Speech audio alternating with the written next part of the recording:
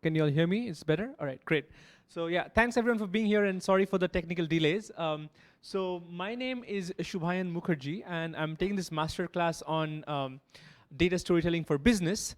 And I am an assistant professor at the Department of Communications and New Media at the Faculty of Arts and Social Sciences at NUS. So why am I giving this masterclass? Because over the past almost a decade now, I've been involved in the data science industry, in the data analytics industry, as well as in academia. So as an assistant professor, my research is I do research on digital media, online audiences, and I also teach quantitative methods and programming and data communication modules at NUS for our Masters in Communication program. So even before I started my PhD, I was a data scientist back in India where I was working. My day job was essentially doing data analytics and communicating insights to our clients who were like Fortune 500 companies around the world. So I've been, I have both like a industry as well as an academic perspective on this. And so I'll be talking about, in my talk today, I'll be trying to share some of my experiences about data storytelling, why it matters, based on my experience in both academia and industry. So without further ado, let's get started.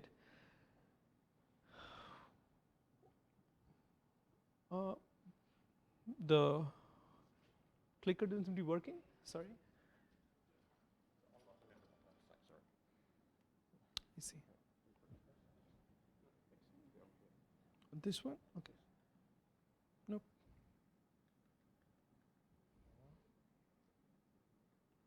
Okay.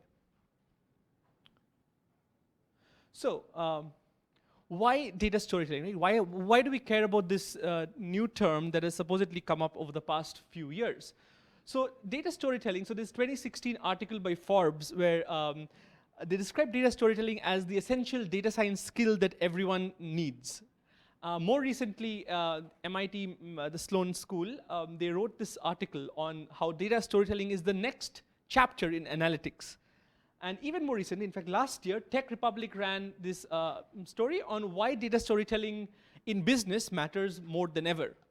Now, the upshot here is that the volume of data, the information in the world that is being created, captured, copied, and consumed worldwide has been increasing exponentially, and we all know that, right? So since 2010, I'm going to talk about, so you can see this exponential rise from 2010 when it starts around 2. I'll come to the units in a minute. And in 2025, it's supposed to reach around close to 100, close to 200, right? And if you focus on the units, it's 1 zettabyte, right? That's the amount of data that is in circulation around the world right now. And 1 zettabyte is 1 followed by 9 zeros terabytes. And to unpack that even more, that's 1 followed by 21 zeros bytes, right? And we think of millions and billions as really large numbers, but we don't really have we can't relate to how big they really are. For example, a billion is a large number, a million is a large number, but a billion is a million millions, right? That's a different scale of largeness compared to a million. So just to give a sense of what a zettabyte is, I don't think people understand really how that big this is. So imagine a movie in 4K, right, with a runtime of around 2 hours. This would give you a file size of around 50 gigabytes. And I know we don't download movies anymore, but back in the day when we used to, that was the size of a pretty good quality movie. So one 4K movie of file size 1 zettabyte would have a runtime around, any guesses? All right, so 4.5 million years. All right, that's the amount of data we have in the world right now. And that's 1 zettabyte. We're approaching 200 zettabytes over the next 10 years. And for comparison, the first humans appeared 15,000 years ago in Africa, right? So that's the amount of data that could all be put into a single movie file that we could not be able to see, even if we started watching it when the first humans came. So the bottom line is that businesses are drowning in data, and without context, it's impossible to make sense of all the data. And also, what complicates this further is the fact that data depreciates quickly. In other words, it has a very short shelf life. And so companies need to act on data as soon as possible, right? So the insights you get from data, your data today, won't make a lot of sense or won't be very useful a week from now. So data storytelling helps resolve this issue, right? So it helps you quickly glean insights from the large amounts of data that we have while you're drowning in so much data. And so to define data storytelling, I'm going to borrow this definition from the MIT Sloan School. It is the ability to convey data, not just in numbers or charts, but as a narrative that humans can understand. Now, if you look at this definition, there are 3 main components. And these are, the data, that is the foundation where you get the story in the first place. Then you have the visuals, which is the graphs, charts, images, videos, and so on, which you use to, to build your story. And finally, you have the narrative. And narrative is what sets apart the data storytelling activity from any other data science stuff, right? So data and visuals are routine in data science, but the narrative is where data storytelling becomes prominent. And the narrative is important because you need to communicate the context, the insights from the data, and the actions you recommend based on those insights to your audience. And it's very interesting how these 3 components come together in any data storytelling exercise. And I'm going to talk about 3 distinct but related processes that are at play when a data story is being told. So first, you have the data and the visuals. Together, they enlighten the audience. Now, what do you mean by enlighten, right? So say you have 50 numbers, and you can just give those 50 numbers to your audience, and you can ask them which is the largest number, which is the smallest number. And they'll take a while to look at all of them and compare every pair and see which one the largest is or the smallest is. Now, it's a visual instantly, if you make a chart instead, that number, the largest or the smallest number, that leaps out, right? No one needs to look at all the numbers to know which one is the largest. So it's a more efficient way of conveying the insight. Then the data and the narrative, they come together to kind of explain why the insight is important, right? And the visuals and the narrative, this is where, again, the storytelling thing becomes very important here, is that they help engage your audience, maybe even entertain, captivate the audience, right? And these 3 things, the enlightening, the explaining, and the engaging, these 3 things work in tandem, and the purpose of your data storytelling activity is to drive change. And by drive change, I mean to either persuade your audience or convince them, or to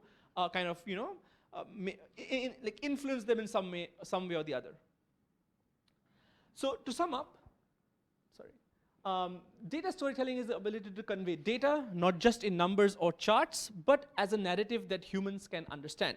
It enlightens, explains, and engages, and it helps drive some form of meaningful change. So the reason that data storytelling works is because storytelling is a survival instinct that humans have evolved for, believe it or not, right? So there was this paper that was published in this journal called Nature Communications a few years ago, where they found how hunter-gatherer tribes, cooperation between individuals in these tribes were driven by the ability of individuals to tell stories, right? And so the idea here is that storytelling is something that humans have done for millennia, and it fosters social cooperation and teaches social norms. It brings kind of communities together. And it also pays dividends to the storytellers themselves, right? So it improves the chance of being chosen as social partners, receiving community support, and even having healthy offspring, right? Though I'm not sure if that's the aim that people in this room or those online will have when they're telling data stories, but you never know, right? So the thing is that our brains are so, they feel so overwhelmed with the amount of information in the world, not just data, I just mean the sensory information around the world, that our brains need to know which bits of the world of what we are seeing or what we are hearing are important and which bits aren't. And so stories help achieve this, right? They help our brains make better sense of the world, and that's why our brains love stories, and that's also why storytelling works so well. And finally, stories invoke emotions, and emotions drive decision making. And as this study in cognitive science, the first sentence highlights, human decisions cannot be explained solely by rational imperatives, but are strongly influenced by emotion. And so, if you want to drive change, or if you want your audience to be persuaded, you need to tell good stories. And this famous quotation from Forbes magazine about how people hear statistics, but they feel stories. Now, the way in which a story influences or works is, the mechanism has three distinct components. So first, stories are more memorable. There was this research done where the researchers asked students who presented, to their own classes about what they remembered of their own presentations. And while around only 10% of the students remembered a single statistic that they themselves mentioned in their class, more than 60% remembered the story that they said, right? So that's the effect that a story has in kind of helping you remember things, right? And so if you want your audiences to take away stuff from what you're saying, you need to tell a story instead of just show them a graph or tell them numbers, right? The second thing that stories achieve is that stories are more persuasive. There was another study which was done where the researchers were trying to see the effect of a story-based brochure versus an infographic that is a graphs and numbers-based brochure on the donation received for a social cause. In this case, it was Save the Children. And they found that people who were given the story-based brochure were significantly more likely to donate higher amounts of money than those who were given infographic-based brochures. And so this and this is just one example, but in general, it has been repeatedly shown that stories are more persuasive, that they help convince people, they help, you can actually bring cognitive change in people by telling them stories. And finally, stories are more engaging. So in listening to stories, we tend to suspend disbelief in order to be entertained, whereas in evaluating numbers, we generally have an opposite inclination to suspend belief in order to not be beguiled. So I put a star here, an asterisk here, because I'll come back to this slide in a minute. But so the bottom line here is that stories are more memorable, they're more persuasive, and they are more engaging. Now, when you're telling a story with data, all the features that apply to a regular story hold true for a data story as well. So if you look at a movie, if you're watching a movie or reading a book, there are some features of a story that are there in every story, and those need to be there in your data story as well. And these features are as follows. You should have characters, you should have a setting, a conflict, and a resolution. Now let's look at each of these through a data story example. So say you're an analyst, you're investigating the recent decline in sales of one of your products, of your company's products. And you find that the decline in sales of your product is due to negative PR from a recent viral social media post about environmentally unsustainable practices that your company, say, has engaged in, right? And you find that indeed, it is young people who use social media more, who are more likely to have come across that social media post, who have stopped buying your product. And you need to communicate this story to your upper management. So how do you do that? The first step is to identify the characters in your story, and these are the actors and the stakeholders who matter to the story, right? In this case, they are young customers, they are environmentally conscious customers, and they are the internal team, that is your upper management, right? And then you have the setting. So when you're talking about your story, before you begin going into the details of your story, you need to motivate your story and tell them why the story matters. And for that, you need to give a background, right? So you tell them that the sales of your product has declined, and you show them the decline in sales using a chart, and then you compare the decline in sales across different demographics, right? So this will show that the decline has happened only for a single demographic and not for all demographics. And then you come to the conflict, which is really the climax of the story, right?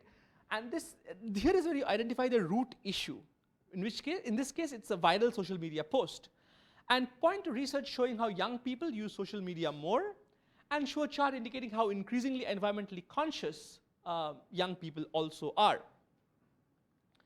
And then remind the team about the unsustainable practices and show your audience that your competitors haven't seen a drop in sales.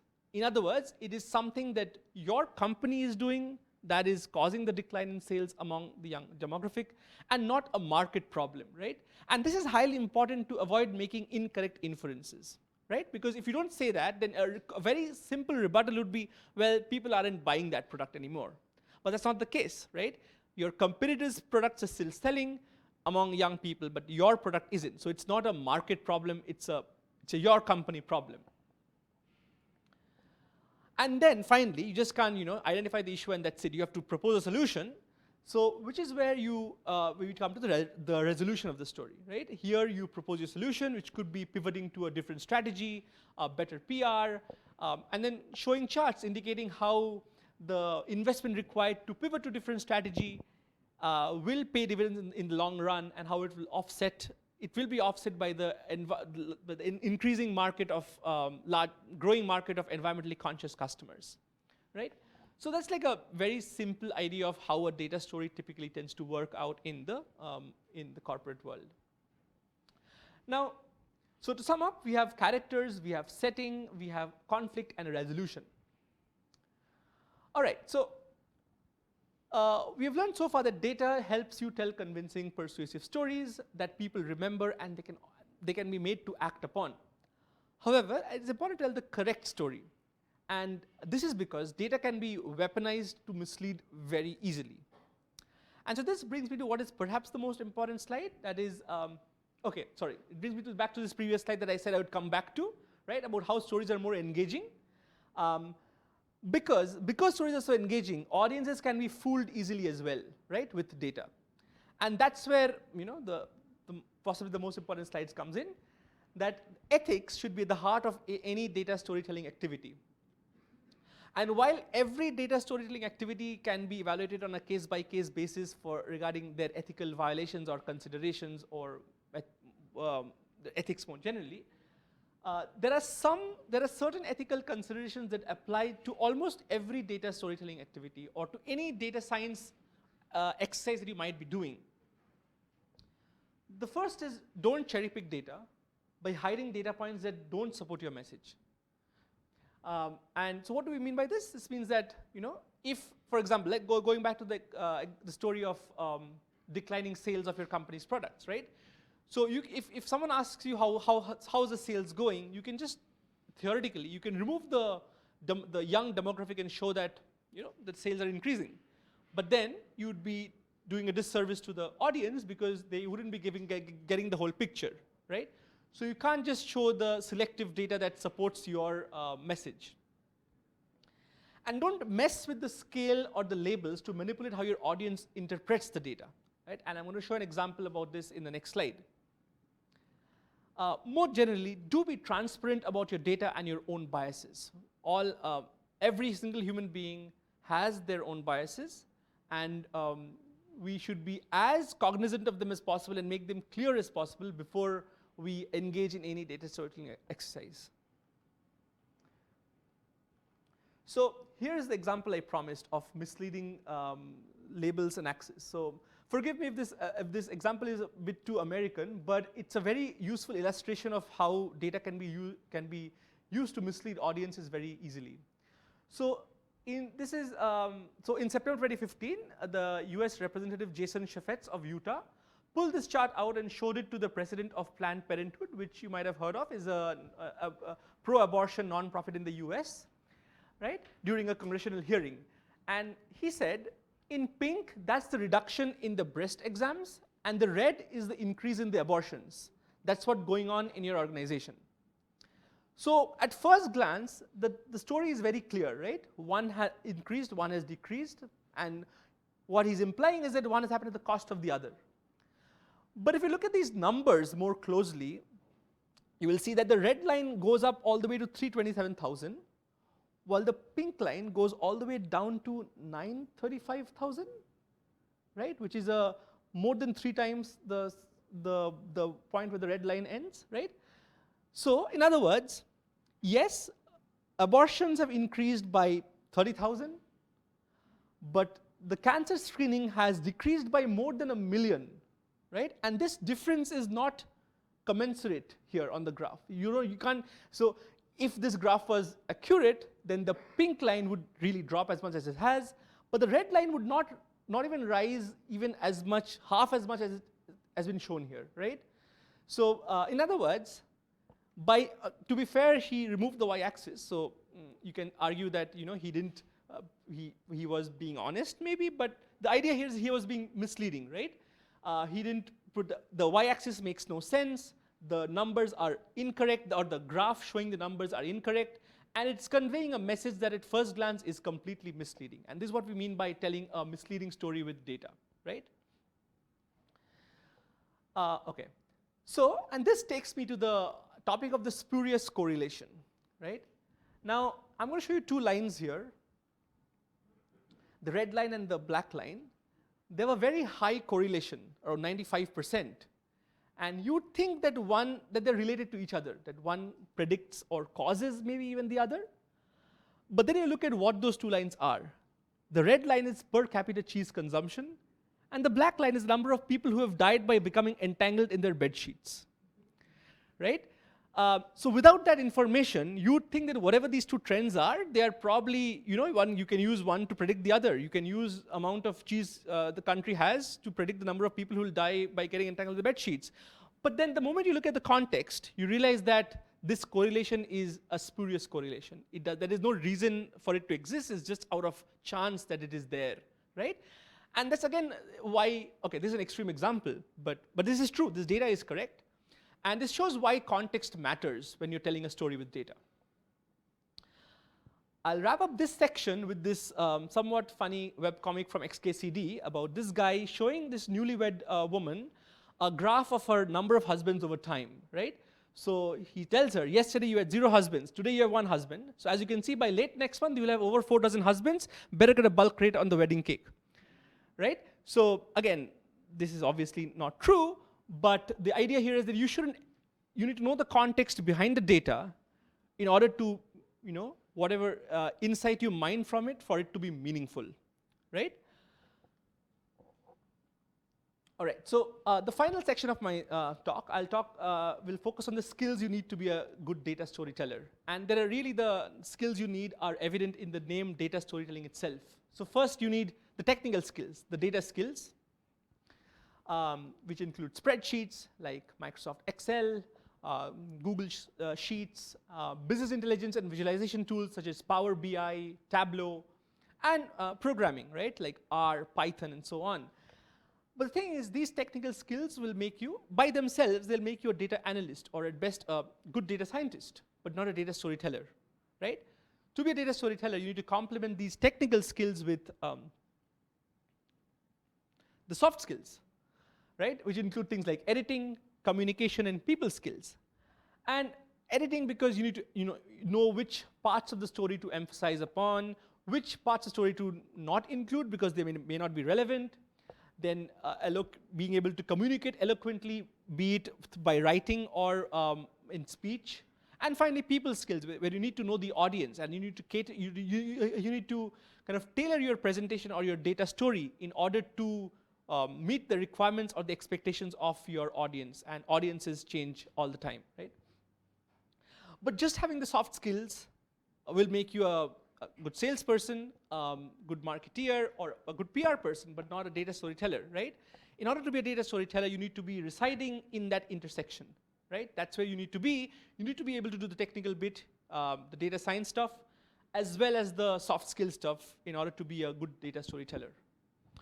And with that, that kind of takes to the end of my talk, but I'm going to give a plug regarding our 2-day course in September, right? So please scan this QR code or visit the link where we'll talk, we will teach you about how to go from answers to audiences, data storytelling for businesses. And we also have a bunch of other interesting courses that you might be interested in, from crisis communication to engaging media audiences to getting your message across in today's media landscape and so on. So I'm happy to talk about these, or just scan the QR code or visit the link, and you'll get to know what these offerings are that we have. And with that, I come to the end of my talk. Thank you so much for your attention, and I'm happy to take questions.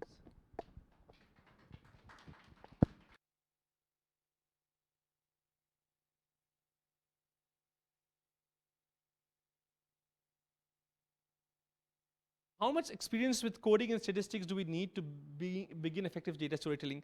And you need experience. By how much experience, I mean, you can't quantify that, but it's not that difficult to get started with it, right? So there are lots of resources available that you can avail of. We also, in our department, we have a Master in Communication program where we teach a lot of these concepts that I discussed today, right? So you need to know how to code, and you need to know how to do statistics. Those are two, pillars on which data storytelling or any data science activity rests upon. But it's not something that is, if it's not something that is inaccessible anymore, right? It is very much accessible. You just need to have the right resources. So yeah. So these are the. Is that the first question or the last? Okay. So do you have any tips to avoid being fooled by unethical manipulation of data? What should we look out for? Okay.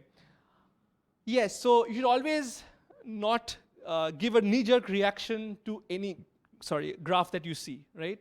Every time you see a story that shows some statistics, or it could be a news article, it could be a graph, anything, you should always be skeptical of what the underlying data is telling, right? Data is not neutral, and it encodes people's biases in it, right? And so if something seems too good to be true, or something is really sounds ridiculous, it probably is ridiculous, and they're not telling you what's going on. So you need to do your own research, right? So some heuristics are just not being always skeptical when you see statistics or numbers, and also not believing something that doesn't seem that seems clearly attention grabbing, right? What kind of software would we need for data? All right, so how do you decide on the right balance between using charts, graphs, other visual elements, and non-visual elements? So there's a lot of research on this. You can't have a dashboard that has lots of charts. There is this saying about how a dashboard should be able to breathe. By that it means it should have enough white space, and that it shouldn't have too much information. There is no one-size-fits-all solution for this, and all of these depends on each individual case or scenarios. But in general, giving too much information to your audience is not a good idea. Having a few charts is fine, but it needs to be backed up by a good story. What kind of software would we need for data storytelling? Is it expensive, or are there free options? Now, as I said, that the people side doesn't really require much software, right? You need to just be a person who understands, how to talk to people and how to communicate with people. But yes, you do need stuff like Microsoft PowerPoint or Keynote for your for presentations and stuff, which most people have access to. But for the data science stuff, For programming, it is not a good idea to pay for software, right? Because the best software are often free and open source, such as R, Python, and so on. But there are really good business intelligence tools that are worth paying for, right? And often it's it's done, your company or your institute will buy the license for it.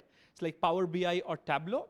Those are expensive, but they do have, almost all of them have trial options, trial versions, so you can play with them. And they also offer a lot of free documentation online for getting started with them.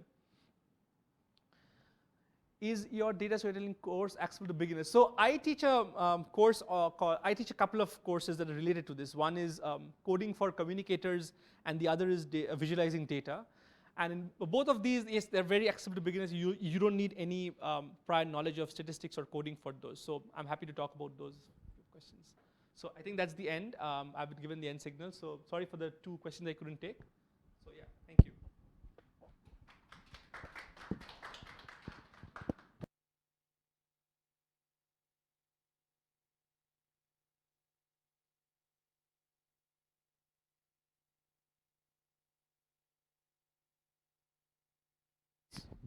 Please stay on for the next speaker. Yeah.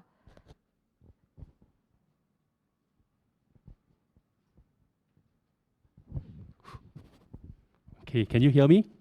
Yeah, okay. So good afternoon, everyone. Thank you for being here. My name is Vincent Chua. I'm representing the Center for Family and Population Research, and my colleague is sitting there, Dr. Feng Qiushi, who would be presenting this deck together with myself. Yeah? Okay, where's the controller?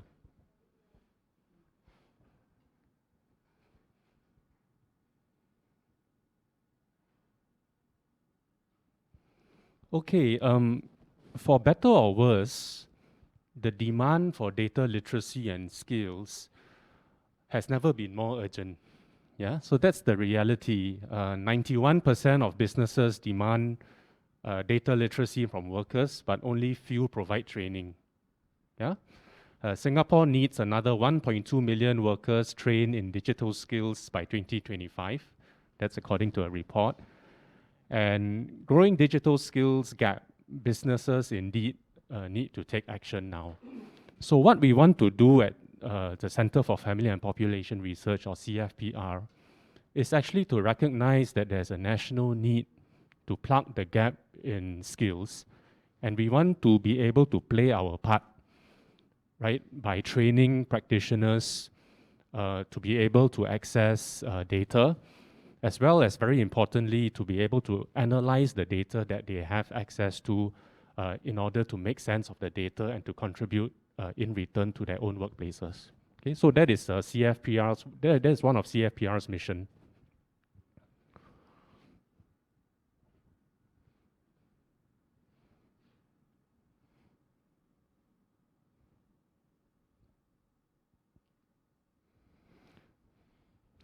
Now, it is the case that skills are increasingly necessary across all sectors. We are seeing a trend where this is becoming more and more apparent. What is indeed the case is this, that the gap between high skills and low skills work and the wage gap that separates them is in fact becoming wider and wider, right? So the implication of this is quite clear, that workers without the requisite data skills, right, to be able to analyze the data that comes before them will increasingly be at a disadvantage. Yeah, so there is a pay gap that's increasingly becoming wider and wider, right, corresponding with high skilled and low skilled jobs.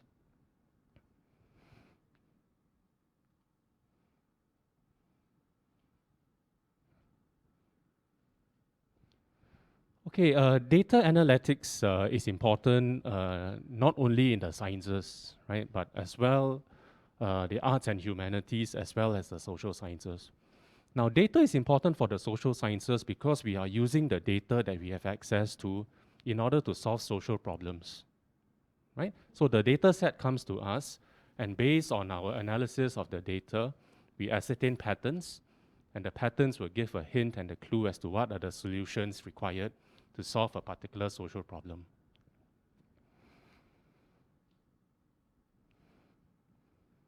Now, what's important? Yeah, I don't see me doing. Okay. Okay, data analysis is important because the data gives us a clue as to what is happening in society, right? Without the data, without access to the data, we would be sort of shooting in the dark, right? So we want to have access to the data in order to better understand the situations and the circumstances that are around us. Just a few words about CFPR. We were set up in 2014. The founding director was Professor Jin Yang. Currently, the center has two co-directors, Professor Puk, Teravi Chainan, and myself. Okay, and the missions of CFPR are in fact threefold. First, to promote leading-edge, empirically based, policy-relevant research in family and population. To provide training in the social sciences related to family and population research, as well as importantly to foster collaborations amongst academics as well as policymakers. We are a center that focuses on research. We're also a center that focuses on training as well as forging collaborations with our stakeholders. Now, it is very important for us as data scientists, not just to analyze the data, but to be able to connect the data that we analyze with broader theoretical issues, right? So what is the relationship between data and theory? And in turn, what is the relationship between theory and data? Yeah? We don't want to just analyze data for its own sake, right? We want to be able to make sense of the data that we have. And in order to do so, we have to have a good grasp and understanding of a set of substantive issues. Right? So we are dealing with a range of substantive issues. We have a list there: intergenerational relations, labor force, migration, marriage and fertility, and so on and so forth.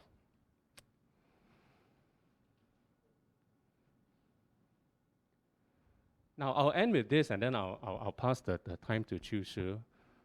The vision for the CFPR training program is actually threefold. The first is this: we have three strategies going forward. The first of which is to develop and to put together and assemble the best team of instructors we possibly can, right? Instructors who are well-versed in different kinds of methods. There are a lot of methods, right? So we want to be able to amass and assemble a good group of instructors who would be able to instruct in these different areas. Now, the second strategy is, of course, then to develop a leading edge and diverse curriculum, right, that can cover the different areas in social science research. And of course, last but not least, I think the modality going forward is to try to keep the courses to 1 to 2 day courses, because of course we are very sensitive towards the time that people have to put into this to retrain and so on. And of course, we live in a world where everyone is busy, right? Okay, so we are encouraging our participants to come, spend 1 to 2 days, get upgraded quickly on a particular course, and then they are on their way, right? So we have to think about these courses in terms of bite-sized arrangements, right, so as to be attractive to participants wanting to join. Okay, Qiushi?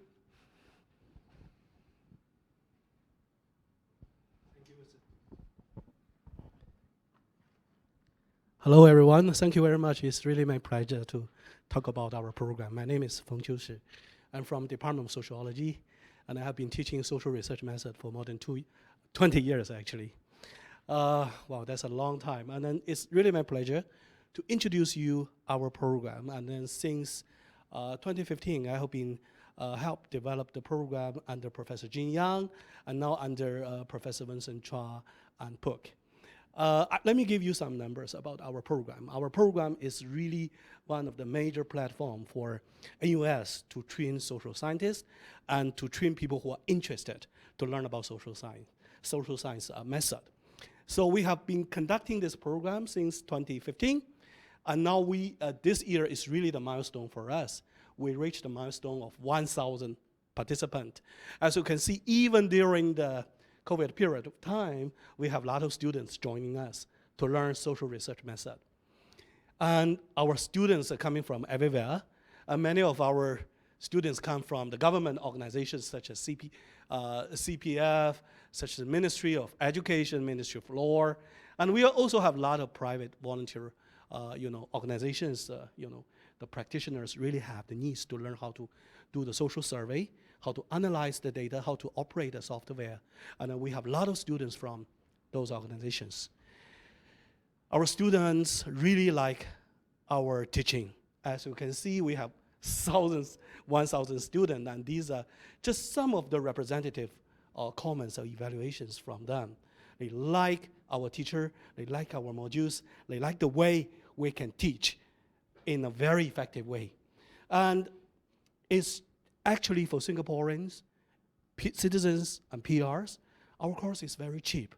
Although our price could be as high as $1,700, but after the endorsement of the SSG, actually people could pay as low as $200, could enjoy the training of 2 days of intensive training, focusing on some of the advanced research method you need to use in your daily work. And I want to introduce our teaching instructors. And these are our teachers. They are coming from different departments and different faculty of NUS. And some of them are, actually most of them are awarded instructors. And I really would like to highlight Professor Gana, who is from Department of Sociology, who is an anthropologist, who teach qualitative data analysis. And his course has been so welcomed by our students. And many students actually want to listen to him about how to analyze the data in a qualitative way and to get the story out. And this is a usual template if you join us. Usually when we open the module, we will arrange this in 2 days of time. So it's very intensive. We will not bother you too much for your daily work. And for the 2 days, usually we will teach for 4 sessions and give you enough time for break, and we will provide lunch. And we will also put assessment component at the end. It turns out this is a very good template for you to quickly know a method you need to know. And our teaching platform is embedded in the NUS system. Therefore, all the teaching materials and all the teaching stuffs are managed under Luminous system. So it's very professional. You don't worry about it.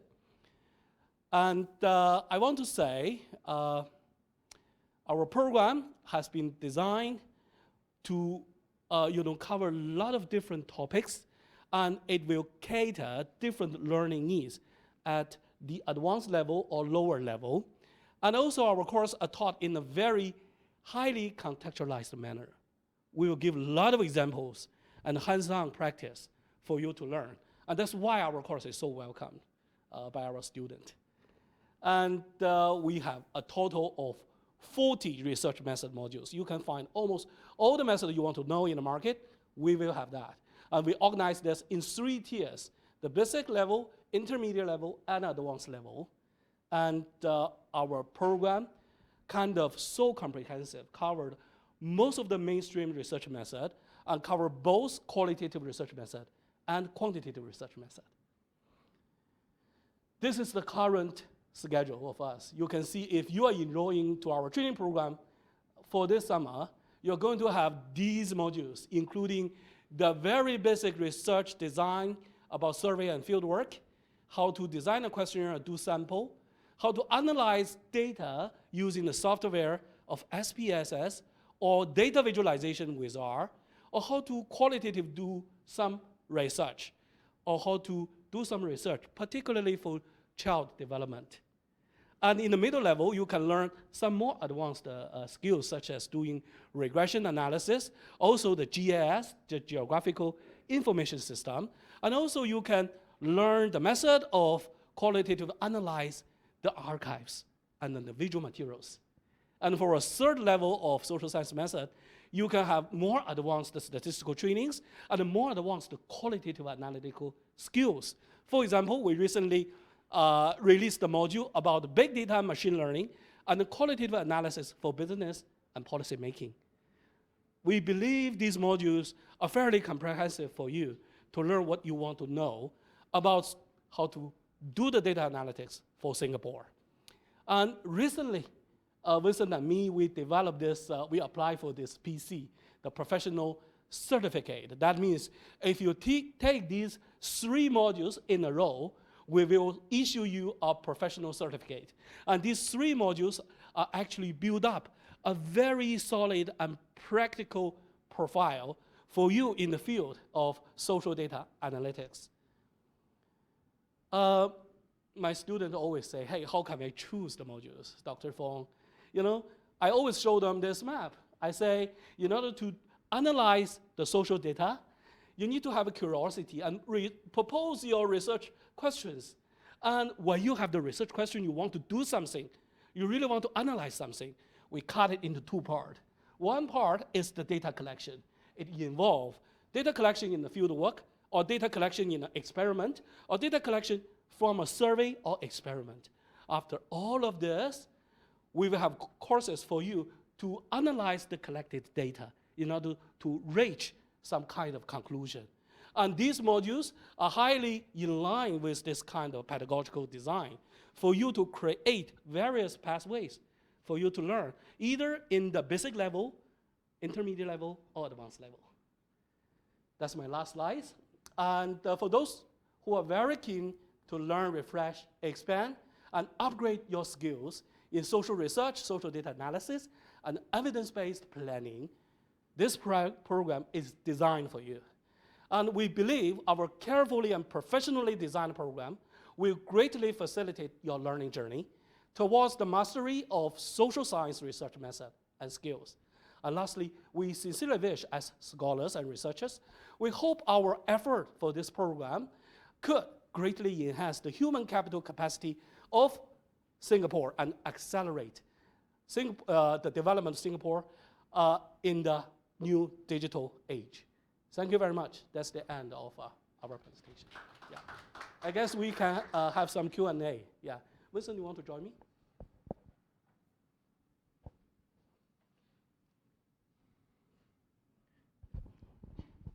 Okay, the first question, how many runs do we have in a year? I suppose for most courses it's once. Yeah, once a year.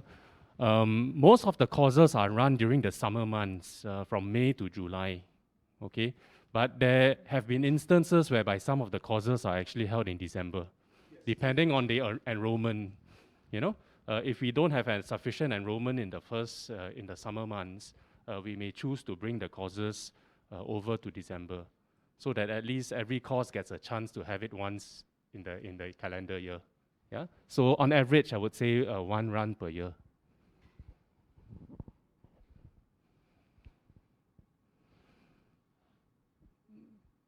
Okay, I do not have social background, but I'm interested to pursue social work. What courses will be useful for me? I think I highly recommend you to take the module of Professor Ghana to learn about the qualitative research method. And if you want to go even further, please take an intermediate level module held by Professor Eric Thompson, which is about how to use software to analyze qualitative research data. And at the advanced level, we recently have this qualitative data analysis for business and planning. These are the modules for you if you want to be committed to social work, which involve more of the qualitative investigations. Okay? That's it. Yeah. Thank you very much.